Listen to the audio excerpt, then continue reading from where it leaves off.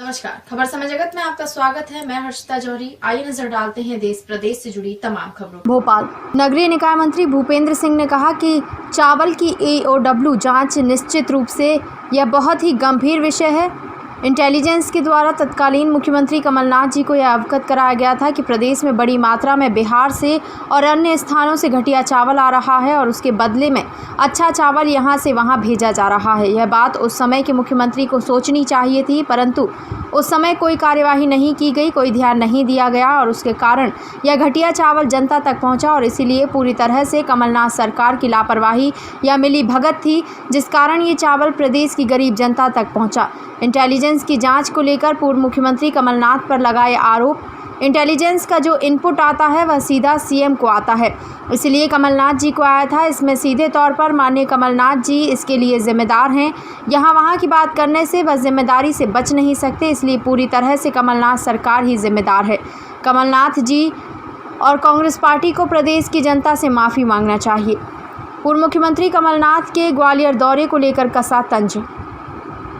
कमलनाथ जी ने पहले बताया था कि बस से सारे नेता जाने वाले हैं। पिछले महीने यह कार्यक्रम बना था, लेकिन कांग्रेस बस में बैठी थी, उससे पहले ही बस पंचर हो गई और अभी जो दौरा कार्यक्रम है वह कब से है और क्या है, यह दौरे पर ही पता चलेगा। कांग्रेस में भारी अंतर्कलह है। गोविंद सिंह पदयात्रा कर रहे हैं, कमलनाथ जी मेगा शो कर रहे हैं। कांग्रेस की यह अंतर्कलह मेगा शो में देखने को मिलेगी।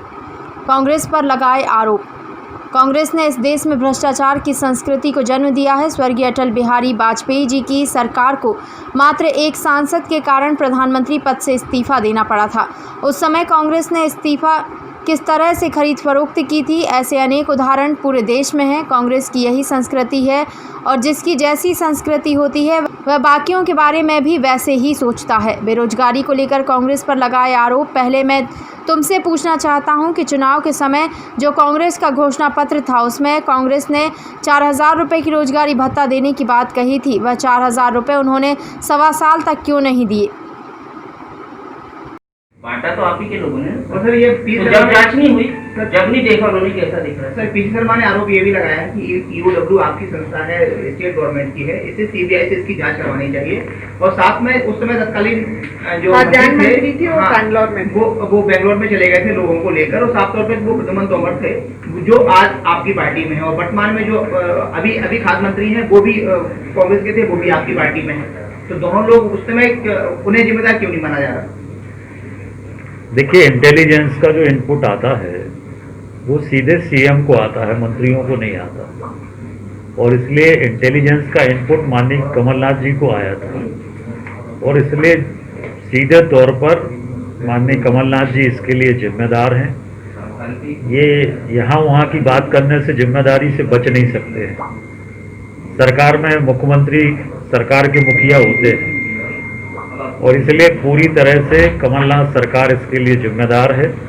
और कमलनाथ सरकार को माननीय कमलनाथ जी और कांग्रेस पार्टी को प्रदेश की जनता से जिनको घटिया चावल इनकी गलतियों की वजह से पहुंचा, उनसे इनको माफ़ी मांगना चाहिए। तो मंत्री को जिम्मेदारी तय नहीं हो सकती? देखिए, ये जांच EOW में माननीय मुख्यमंत्री जी ने दे दी है, सरकार ने गंभीरता से इसको लिया है। EOW पूरी जांच करेगा और इसमें जो भी लोग दोषी होंगे उन सब पर कार्रवाई होगी। मंडी कर्मचारियों पर लाठीचार्ज किया गया है। जो कई जिलों में खराब चावल बांटा जा रहा है, लेकिन उस समय पे कोई कार्रवाई नहीं रहा। देखिए, निश्चित रूप से ये बहुत ही गंभीर विषय है। फरवरी के माह में इंटेलिजेंस के द्वारा तत्कालीन मुख्यमंत्री माननीय कमलनाथ जी को ये अवगत कराया गया था कि प्रदेश में बड़ी मात्रा में बिहार से और अन्य स्थानों से घटिया चावल आ रहा है और उसके बदले में अच्छा चावल यहाँ से भेजा जा रहा है। ये इंटेलिजेंस का इनपुट माननीय उस समय के मुख्यमंत्री जी को था, परंतु उस समय कोई कार्रवाई नहीं की गई, कोई ध्यान नहीं दिया गया और उसके कारण ये घटिया चावल जनता तक पहुंचा और इसलिए पूरी तरह से कमलनाथ सरकार की लापरवाही थी या मिलीभगत थी, जिस कारण से ये घटिया चावल प्रदेश के गरीबों तक पहुंचा। अभी पीसी कि चावल आना वो अपना शांतिपूर्ण प्रदर्शन कर रहे थे और उन्होंने प्रदर्शन से पहले इजाजत दी थी कि प्रदर्शन करेंगे, इसके बाद भी लाठीचार्ज किया गया, जिसकी वो निंदा करते हैं। और अब ये नरोत्तम जी से, गृह का विभाग है, नरोत्तम जी से सर 12 सितंबर नरोत्तम जी बता दें। सर 12 सितंबर को कमलनाथ जी नगरीय निकाय जी तो ग्वालियर दौरे पे जा रहे हैं और चुनावी शंखनाद करेंगे। और आज से आपके दौरे शुरू हुए हैं, नरेंद्र सिंह तोमर, युवराज सिंधिया के साथ बीडी शर्मा भी चुनाव मैदान में हैं, तो इस पूरे घटनाक्रम को कैसे देखते हैं? देखिए, कमलनाथ ही मेन बिंदु है क्या पूरे चुनाव का? भारतीय जनता पार्टी के नेताओं के दौरे पिछले जब से उपचुनाव घोषित हुए हैं उसके पहले से दौरे चल रहे हैं, सभी नेताओं के कार्यक्रम हो रहे हैं और उसी के अंतर्गत माननीय नरेंद्र सिंह जी, सिंधिया जी, माननीय बीडी शर्मा जी सहित सभी नेताओं के दौरा कार्यक्रम चल रहे हैं और माननीय मुख्यमंत्री जी 4 तारीख आज से लेकर और 17 तारीख तक लगातार प्रदेश की सभी विधानसभा क्षेत्रों में दौरे पर जा रहे हैं। सर, ये चंबल अंचल हॉटस्पॉट माना जा रहा है उपचुनाव के लिए। कमलनाथ जी वाले बात तो ले लो पहले, कमलनाथ जी भी जा रहे हैं सर ग्वालियर। देखिए, कमलनाथ जी पहले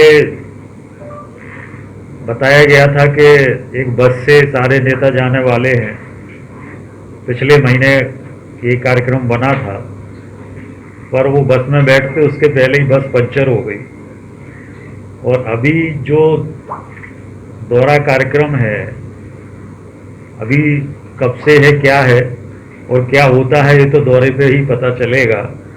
कांग्रेस में भारी अंतर्कलह है, गोविंद सिंह जी पदयात्रा कर रहे हैं, कमलनाथ जी मेगा शो की बात कर रहे हैं, तो ये जो कांग्रेस की आपसी अंतर्कलह है, ये अंतर्कलह मेगा शो जो होना है उसमें भी हम लोगों को देखने मिलेगी। सर 2018 में खबर समय जगत के लिए संवाददाता शक्ति Bharti, Bhopal. For latest news, subscribe to our channel and press the bell icon.